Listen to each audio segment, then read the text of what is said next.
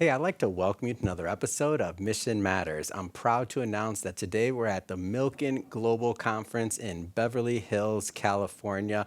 And I have Alex Gonzalez Ormerod on the line, who is a speaker, just left stage. Love to get speakers just off stage. First off, Alex, welcome to the show. Thank you so much for having me, Adam. All right, so you just got off stage. Talk a little bit about your content and what you were talking about. So fresh off the stage, and it was lovely. It was Chatham House rules, so I can't say any of the controversial things we talked about, but it was basically Mexican investment. Is it worth it or not? I think I can safely say that the panel, at least, was very much bullish on Mexico. So that's something I'm trying to sort of like bring out and talk about around the world, but also talking about the difficulties, the challenges, what actually is going on in Mexico right now. Why are people so interested in it? Let's talk about it. Now, is this your first time to Milken Conference, or have you been before? It's my first time in LA. Imagine that. Amazing. Yes. Love it. Well, what brought you to the conference this year? Why did you feel that like having representation, having these ideals from Mexico was important to be at this specific conference? So I'm lucky enough to know the Milken folks who looked for me and tried to find an expert who knew more or less where politics and economics sort of touch in Mexico, right? Don't know if your audience has heard much about it, but right now Mexico is having a sort of Mexico moment. And that means nearshoring, that means investment, that means Mexico right now is seeing a boom in terms of economic growth, in terms of investment. How much of a boom, I think, is a conversation we can have at some point. But to me, what's important is to come here and talk to an American audience, which I think is crucial, to understand Mexico a bit more beyond the politicking that we're always seeing. This is a far more integrated relationship that we have between the US and Mexico, and it's something we need to understand very deeply before we move any of these essential, the knobs and sort of switches of the relationship. You move something here, and the farmers in Iowa suddenly aren't selling as much, or you move another knob over here, and suddenly there's a drought in northern Mexico. So to me, it's a really important issue on both sides of the border. So I know you can't talk about the speaking side of it, but that being said, what should investors be thinking as they start, whether it's in nearshoring or otherwise, like the things we're hearing in the news about going on in Mexico? So what should investors be thinking as they think about allocating capital south, so to speak? So it really depends on your industry. I mean, I've failed people for less. It's always complex. Never say it's complex, but it's complex. It's important to note that because every state, every region within Mexico has its own expertise, right? Semiconductors, there are some places in central Mexico and northern Mexico that are really primed to start getting the supply chain of semiconductors to Mexico. So if you're interested in that, that's where you want to be. You want to be where all the televisions are being made, all the cars are being made. If you're more into finance, Mexico City is your place to be. So really understand the geography, the political landscape as well is very physical in Mexico as it is everywhere, right? Like in America, you've got the liberal coasts and the sort of conservative core. In Mexico, you've got something similar, right? You've got the sort of very entrepreneurial north. You've got the sort of like lefty progressive center and south. And that changes the way you board things in very interesting ways. So keeping an eye on how politics works in Mexico, policy specifically, I think is key beyond the metrics, which I'm sure your readers have ample access to. So Mexico Political Economist, like tell me a little bit more. So the idea was born because I was very lucky to have some of the great movers and shakers of American policy in Mexico. They were sort of doing a fact-finding mission, the Mexico moment, right? And they decided to come down. I won't say any names because I want to respect their privacy, but these are the people who are whispering into Mr. Biden and Mr. Trump's ear.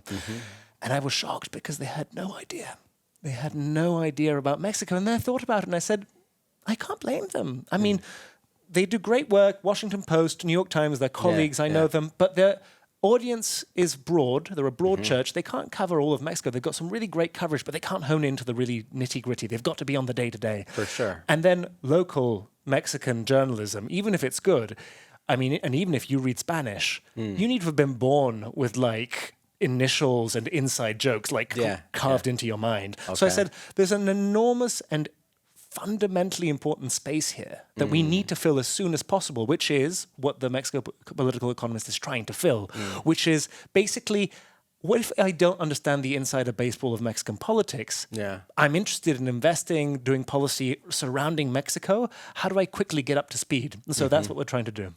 So what has been the response from that so far? Like the idea, especially bringing a new lens, we'll say, from the local news or from otherwise, because that can be tricky.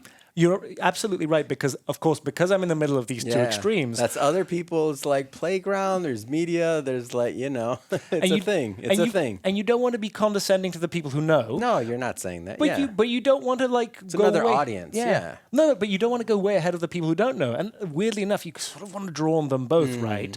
And so what's really been interesting to me is getting that right. I've been really lucky to get a lot of feedback from really great, like stakeholders, right? Like from the USAID to folks at Bloomberg, and I've been very flattered to find them really enjoying the content. And also the nicest thing I've ever heard about the Mexico Political Economist is a journalist colleague of mine said, I've got a colleague who's been researching this very topic for a year and a half and you kicked her out of the park in a week. Wow. So to me, that's what's important, right? Let's ignore the politicking of every day, but let's get to the issues quickly. And luckily, we've got the access. We're based in Mexico City, but we're speaking to a global audience, right? And this isn't just America, even though America is probably the most important. So we're talking India. We're talking how does Mexico triangulate this weird trade war between China and the United States? To us, it's essential for people to understand this before they make any moves, really. So what has been some of the feedback, I'd say, from abroad? So we talked about from, internally in Mexico, but abroad, like what's been some of the feedback? So to me, what's been really interesting, a bit of self-critique here. I've really tried to hone into what's the lowest common denominator that people know about Mexico, right? I'm consistently shocked, and this is a symptom of the United States still being a superpower and still being very much involved in itself, right? I don't want to say self-involved because they do care about the world, but it's just a black hole of like attraction here. For sure. And so how low do you have to go before you're opening that door to people who have no idea about Mexico and who probably actually don't know they need to know about Mexico? So that's a big reason I'm here at Milken, right? I'm talking to the stakeholders who need to know about Mexico from a high level. And what's been sort of very gratifying to me is everyone's very keen to subscribe, but also to quickly hand me on to other people because they're like, oh God, you're needed here. And that's been very gratifying. What industries are you focusing on right now? So I think it's basically anything Mexico's involved in, which is virtually everything to some extent. But of course, in its own niche, in its own sort of like part of the vertical, and also wherever it's most affected by like policy and politics, right? Be it the United States and Mexico, or internal policy, or even local policy. So, for example, we're in a massive drought right now in central Mexico. And so there's lots of industry that really depends on water. And so like water security is something we talk about. But then, of course, there's other sort of wonderful opportunities about like how different states are banding together to do clusters for aerospace and car engineering and stuff like that. So to me, it's anywhere politics touches sort of a global economic supply chain or conversation, we can suddenly have that. And it goes into the social as well. This week we're publishing a piece on how Chapultepec Park, I don't know if you've heard of it, it's the biggest urban park in the Americas. It's about 4 times bigger than Central Park. And what it does is it's a carbon sink in the middle of Mexico City, but it's also a massive tourist attraction, cover tourism as well. And what I'm arguing here, sort of tongue-in-cheek, but also relatively seriously, is what happens if we harness the forces of gentrification, all those digital nomads coming from Williamsburg to Mexico City, and we harness them to make the most of this park in a very effective way, because it's very much use it or lose it. And there are empty parts of the park that quickly get filled up with homelessness, with drug abuse. People stop wanting to go there. And then suddenly it's a fire hazard because no one's there. No one's keeping an eye on it. So what if you filled it up with American tourists and stuff like that? What's your vision or the dream for the publication? We got a big entrepreneur community that watches this, a lot of business leaders, a lot of executives. What's the dream for the publication? So for me, it's essential to get into every stakeholder's inbox as soon as possible, right? This is an urgent and important conversation to be had. Mexico, US, Mexico and its role in the world. It's inevitable. I mean, people don't realize this. Mexico is the United States' largest trading partner. It's overtaken China. It's essential for the United States. So I need to get into the relevant inboxes. I know it's a niche as well, right? I don't think we're CNN. But what's important to me is the right people need to get this information as soon as possible. And what type of content will they expect? So I know it's of course covering Mexico, but what I mean by that is like, is it all articles? Is there audio? Is there like, just give us a feel for the actual content. So we've really honed in on sort of like deep dives, medium-sized text for your inbox.